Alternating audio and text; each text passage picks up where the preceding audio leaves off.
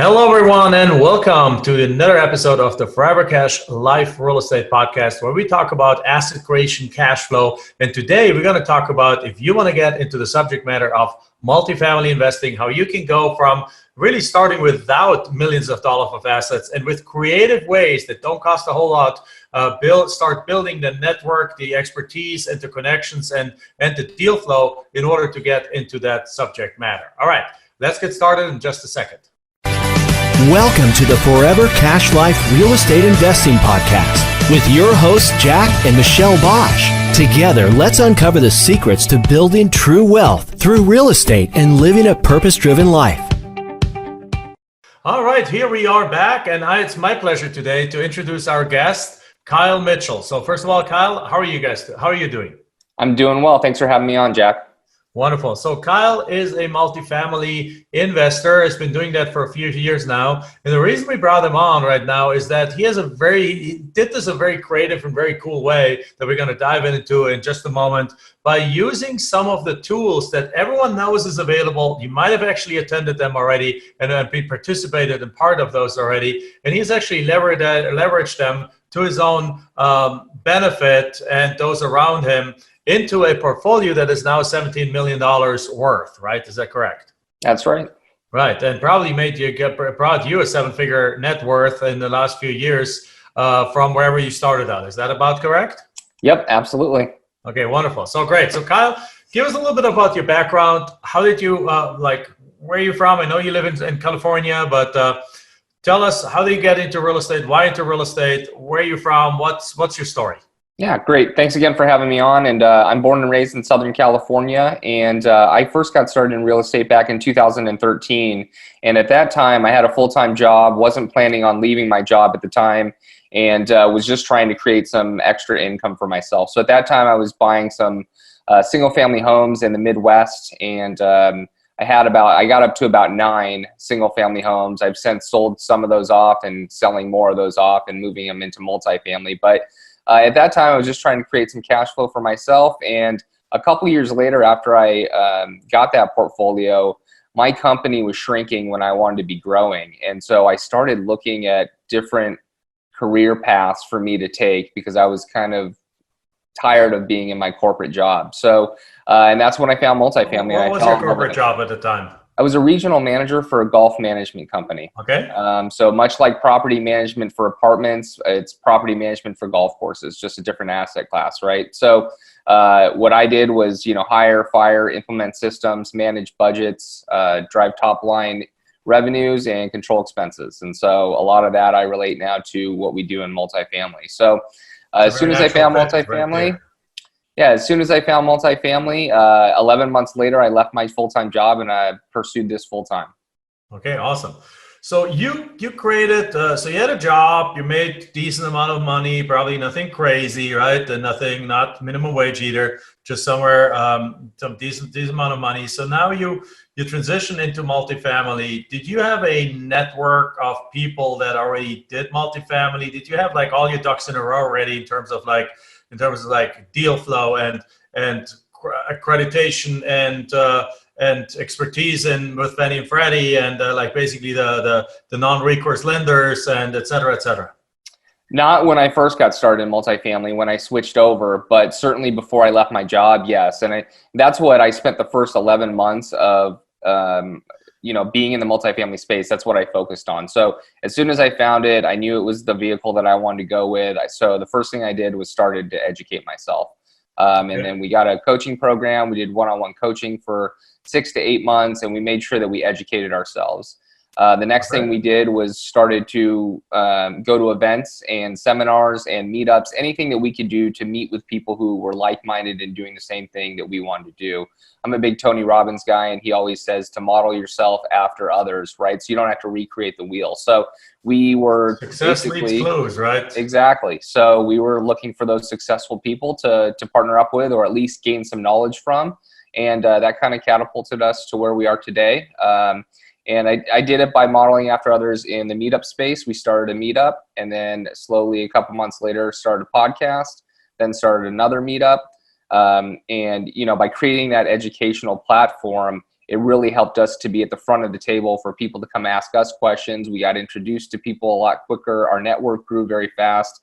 And once that had happened, we were ready to start making offers on deals. That's when I decided to leave my job, when we did have our ducks in a row. All right, so let's go back right into that, because you just skimmed over a really, really cool, almost like bootstrapping strategy that that you guys did. So you, first of all, you did coaching and all this. This is great because success leaves clues. Why figure this out yourself, particularly in a high complexity area of multifamily where there's way more complexity things than there's in the single family houses. So you did the right thing on that, and then you took action. You selected a market probably that you liked, and then instead of just trying to chase the brokers in that market, you basically actively created the platform that other people could learn alongside you, probably, right, at the beginning. So you basically put up the face, I'm the organizer of that meetup, but behind the scenes there's like, and I'm learning just as much as you guys there, probably. Is that right? Yeah, that's right. And the thing is that when we first started the meetup, we kind of had that imposter syndrome, but you have to get over that. We definitely never spoke about anything that we had not gone through, but we did know how to pick out a mentor, how to pick a market, how to get started. And so those are the things that we started talking about at our meetup. And as we began to develop and do more deals and things like that and grow in the space, that's when we began to implement more things that we would talk about at the meetup. But absolutely, I was learning along the way. But getting access to more and more people with a bigger network, therefore my network grew. Right. So again, let's get into it. What I really love about that is that you and everyone who listens to this, please pay close attention. So instead of just complaining about, hey, I can't get the brokers to pay attention to me because they're being flooded by phone calls every single week, instead of saying, oh, I don't know who to use as a property manager in that market, I don't know who is a mortgage broker or who is a good title company's market. You just went into a market that you had researched that was your market of choice. Happens to be my market in Phoenix, where I live, even though I don't own property here. I mean, I own single families here. My multifamilies are in other markets in around the country because it's just a very expensive market here right now.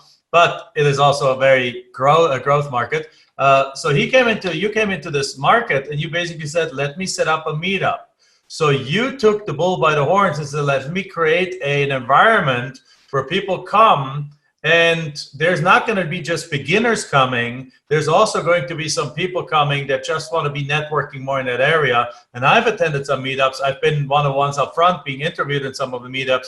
And there were guys in the audience that own more units than I own, and I was the guest of honor, basically being interviewed over there. So it's not just you at the meetup. There's not just beginners come there. It's actually some players coming there, and you start being introduced to that. And since you're the guy who organizes it, guess who they come to? Guess who you get first dips on deals. You get be taken more seriously by the brokers.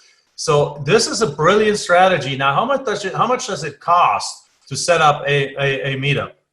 Really, it's free if you can find the venue. It's all about finding a good venue. We pay $200 for our venue, but I have another meetup in Southern California that we pay $0 for that one. So it's really just setting it up on Meetup, which is I think $35 a month that you pay, and that's it. And you can definitely charge people to attend your meetup if that's the way you want to go. We don't do that currently, but this should be a break even or a very cheap way to get started. And then how quickly has your meetup grown to how many people? Yeah, it fluctuates definitely the time of year. We have anywhere from 40 to 70 people, depending on who we have speaking. And what we do too is leverage our partners and allow brokers to come in and speak to people. So we're introducing them to potential clients. We allow our property management company to come in and speak. And that, by helping them out, we're helping ourselves out as well. Wonderful, of course. Yeah, you want to provide. You have a platform for them to get more business. That means just you're going to go up the ranks in their mind when they know of a deal that they can pass on to you. So it makes total sense. This industry is a very much of a relationship industry where if you can go up to be one of their top 5 spots for when certain deals come along, then you're golden, and then you're going to get deals that the mass of the market never even going to see. And how do you do that? By being an influencer that's being taken seriously. So it's a brilliant strategy that you're pursuing on that end of setting this up, of getting people going, of having you perceived as a leadership position, which you obviously then are. And it costs you maximum, let's say $200, and perhaps in your case, since you live in SoCal, a Southwest flight ticket over here, right? And yeah, exactly, which is pretty cheap, and we look for properties here, and we can check in on our properties, so it makes sense. Right. So $500 perhaps it might cost to do this, and you do that once a month. So if somebody is serious about a deal that could potentially be a multi-million-dollar deal, then $500 invested is really nothing to do this. Love it. And potentially you could even do it for free if you find a venue for free. And if it's in if you already live in the market that you want to invest in, it can be completely for free. Love this idea, and I wanted to make sure I'd really draw out from that a little bit more from you. So then you started, the next point, you started a podcast. So that is obviously interesting. Obviously, there's 700,000 podcasts out there, but but I like the sequence, because the sequence is you create a little platform first, and then you create the podcast, which now the people in the podcast in the platform can promote the podcast for you, right? Yeah, and absolutely. You don't start with 3 listeners. Yep, exactly. I mean, what we did was we did a 30-day launch. And so we had interviewed 30 people before we launched, and we did 31 straight days of launching our podcast. It was in March of last year, I believe. So we did every day in March. We launched a podcast, and we posted it on social media to gain traction. And that worked out really well. If I had anything that I would do different, I actually would have done 60 days in a row to even get more traction. But at that point, we went to 1 day a week. But we had a plan that we put into action 3 months beforehand, planned out how we would launch our podcast, so we could leverage, not only our meetup group, the rest of our network, but also the way in which we launched it really helped gain credibility for our podcast much quicker. Wonderful. So there we go. So now, how much does it cost to do a podcast? It costs a microphone, perhaps $100 if you use a nice one, right? It costs a camera on your laptop. Oh, you already have one, so that's free, right? And I use a light here, which is a ring light, which costs another $100 to make the lighting a little better. But that's about it. So what's the average cost for a podcast recording? Yeah, it's pretty cheap. I mean, we use Zoom as well, so that's like $15 a month. And then if you do your own editing, which I don't do anymore, but I started it, you can do your own editing in iMovie, and so technically that's pretty free too. You've got to have a hosting platform, so I don't know, a couple $100 for the equipment and $50 a month for the hosting and all that kind of stuff, and then recording. A lip sync account or something, whatever you use there. And yeah, so we pay I think we pay a guy somewhere between $100-$150 per episode to put it all together and so on. And he's in South Africa, so he creates our podcast for that. So where cost of living is lower, so he charges a little bit less than others. And he's watching this afterwards because he's gonna edit it. So love him, love his work, and it's a beautiful. It's really another inexpensive way to create a platform. So now, when we put this together, what were the results of that? Yeah, just more credibility, number one, for our investors, right? When you go to our website, we've got a podcast, we've got several meetups across the nation, we've been on other people's podcasts. We have a YouTube channel because we record our podcasts and put them on our YouTube channel as well. And so, when we were first getting started, I would always direct the brokers to go to our website so they can see that we were serious. I think there's a lot of people who are just getting started in this industry that don't have a website, don't have a personalized email. They're just using a Gmail account. And so you lose your credibility pretty quickly with these brokers. They want to deal with serious people who, really do this full time, although I didn't do it full time to start. But who are going to be serious about making offers and taking down deals. And so when you have that credibility piece, which we built, it's not a slam dunk, but it makes it much easier to get, closer to these brokers, which have the key to the castle, basically.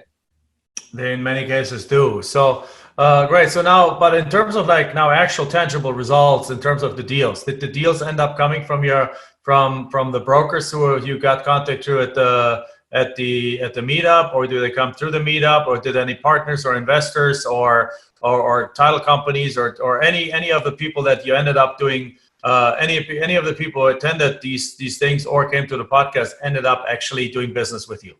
Yeah, so we had brokers on the podcast, and we've done one deal with them. And we have seen a lot of investors come from our meetups, definitely. And that's probably the biggest thing that we've done there. And just introductions through people we've met at our meetups that then introduced us to a broker or a property management company. But a lot of what we do, a lot of the business or a lot of the vendors we work with are through the meetups and the podcast, certainly. Okay, so see, so there's actually it's not just something that you do for entertainment and to become kind of famous, as some people think. Like, why do you do that? It's not. There's no tangible results. No, there is tangible results, right? Yeah, the way we got our second deal, which is our largest deal, is a $15 million deal, was we met someone through our meetup. So afterwards, he came up and said hi. We struck up a friendship. We knew each other for 8 months after that, but we invited them to speak at our meetup. And he had a full-time W-2 job. I had left my job at that time. And he said, Kyle, I got this deal. Can you take a look at it? Next day, we were out there in the market walking the property. The following day, it was under contract. We had it under contract. And if I didn't start a meetup, I would have never met that person, and I would have never seen this deal. So that's actually an interesting observation that I also make when we, for example, when people come into coaching or into they do is they're like, is it worth it to do something, or is it worth it to go to an event like that? And it's like, I always look at things. I always try to track things long term. So if I remember going to a meeting 10, 12 years ago that was absolutely useless meeting. I didn't learn a thing, which is rarely, because usually you will learn something everywhere you go, right? But this was really, I don't remember if I learned much at that event. I probably learned something. You never learn nothing, but probably learned something. And the true wise, they say, oh, it's a good reminder. But in that case, it was just like some kind of a strange meeting. And but I met one guy there. And there's one guy several years later, when we needed to place a large investment, gave us a $500,000 loan that helped us bridge that gap and get into the deal for that, right? So in essence, what I'm saying is like, you always you think, some people think that, oh no, that was a waste of my time. No, it's only a waste of your time if you literally just look at that and don't see. If you just sat in the room and just like this and didn't talk to anyone, then went back home, it probably was a waste of your time. But if you talk to people, if you keep track of people, if you build friendships, if you build relationships, if you truly track the impact of that and you trace it down, it can almost always be traced down to a specific event, to a specific place that you went, to a specific conversation you had. And ultimately, so I love what you said about, you had an 8 months relationship with them. So you could say like, well, great, I gained a friend by having a meetup, but no. You end up getting a $15 million deal from that. It just took 8 months. Yep, 100%. And right now, I always say that I'm one person away from solving my next biggest challenge, and that's because we've been able to grow our network, right? So the more you grow your network, the more you're going to be able to put out fires easily. And really, that's what this business is. As an entrepreneur, it's solving the next challenge that's in your way. So the stronger your network is, the easier that's going to be to get done. And that's why we continue to build these platforms and build our network. So great. So with that, that's a perfect kind of wrap up of that part. So then the last question about that is, so now you got the deal, the $15 million deal. I assume, just going to assume that you didn't just grow up with $50 million net worth. So in order to take that deal down, how did you go about that? Because it's from obviously from my knowledge is that if you want to go with any kind of what's called agency debt, like Freddie or Fannie or so, you got to have, or even any other lender, most lenders, they require you to have a net worth, or the key principals together have a net worth of the purchase price of the property at least, plus 1 year's worth of cash flow. So in this case, it probably sounds like you needed a combined net worth of $15 million and probably something like $400,000 to $500,000 in cash flow in cash reserves to cover any kind of or even more potentially to cover that kind of the mortgage payments in case something dramatic happens. Yeah, absolutely. And so, I work with business partners on all these deals, and multifamily is a team sport, and you definitely need to have a team around you. But what we did is we reverse engineered what we would need in order to take down that size of a property, because that was in the space that we were looking at, right? So, if you're going to take down a $15 million deal, you know what your net worth requirements need to be. So you need to know who has that on your team, collectively. And so we went out there and we built our team by reverse engineering it. The person that sent me the deal, luckily his net worth is pretty high, so that helped out. But we had about 4 or 5 people on this deal to help out with the net worth, liquidity, upfront money, due diligence, underwriting, all those different things. But, we started with the number we wanted and worked our way backwards on what the team would need to look like in order to get it done.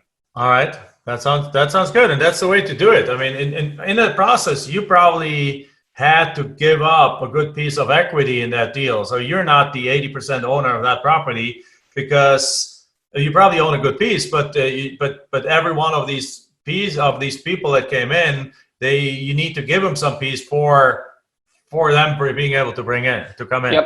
Yep. It's definitely a team sport, and you can't do it all by yourself. I mean, I would never be able to take down a $15 million property. So as they say, it's better to have $1 of 100 or whatever the saying is.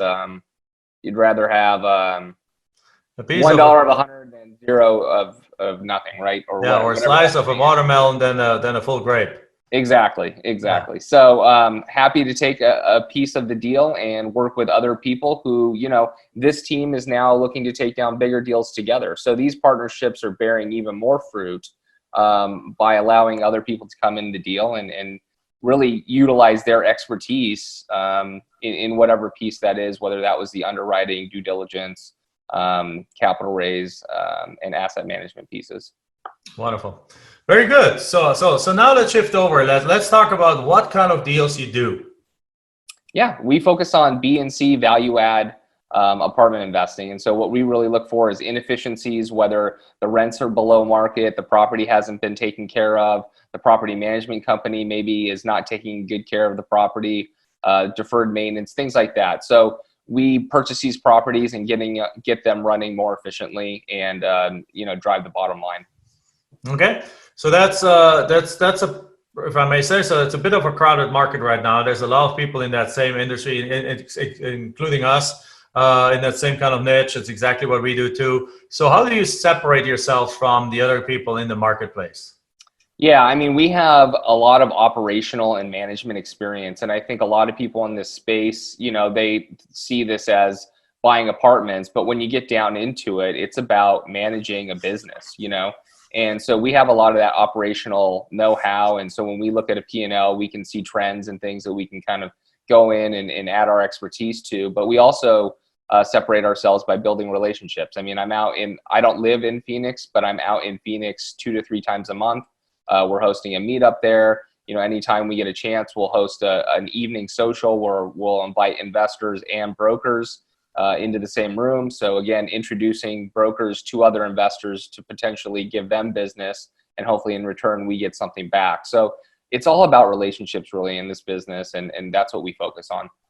Very cool. That's a very good way. Again, creative ways to keep building those relationships and so on. Now on the property itself, how do you make your property stand out from other properties in the area? Now, if like before I got into multifamily, I honestly did not even see multifamily properties, and probably the same happens to you. You drive to neighborhoods, you see houses because you live in a house, let's say, and but you don't see in every corner there's a multifamily. Now that we are in multifamily, we make our money in land flipping, but then we roll it over and invest it into multifamily. So for us, multifamily is an asset allocation place to keep these properties ideally for longer term.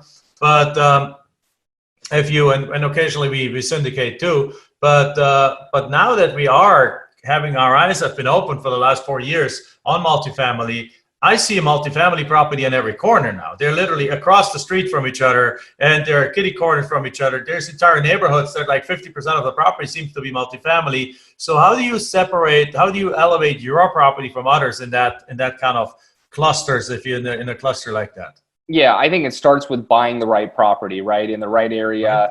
And having the right business plan. But once we purchase the property, we really focus on exterior renovations and deferred maintenance first, so that you can see it with your eyes that the property's changing. I think it's really important when you take over a property to be able to communicate that to the current residents, because I think a lot of the residents think immediately, oh man, someone else bought the property, there's new management here, what's going to happen? Their rents are going to go straight up. So it's important to say, hey, look, this new management is going to put money back into the property. They're going to make it a safer place to live, a better place to live.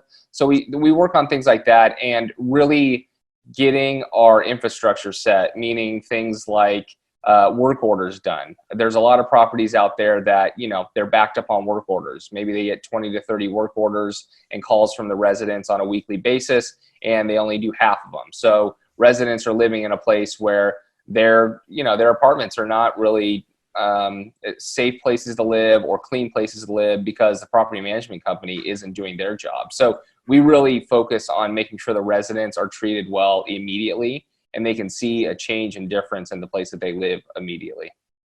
Wonderful. That's a big, I fully support that. We do the exact same thing. The last property we bought, first thing we fixed the playground. Then we added some pergolas and barbecues. We power washed the siding, which was in good shape, was just dirty. We had planted some plants. We planted some grass just to make sure that this property starts right away shining. And then only enforce some people had garbage on their balconies and stuff and moved for invisible places, make sure that these rules are enforced so that the property looks nice. Now when somebody comes in, they're like, oh, this is great. They put a lighting system in place, lit up the property at night and so on. So probably very similar things to you guys do, to what you guys do, to right away show the current tenant before we even raise the rents for a dollar. Just show them, okay, we're making this place great.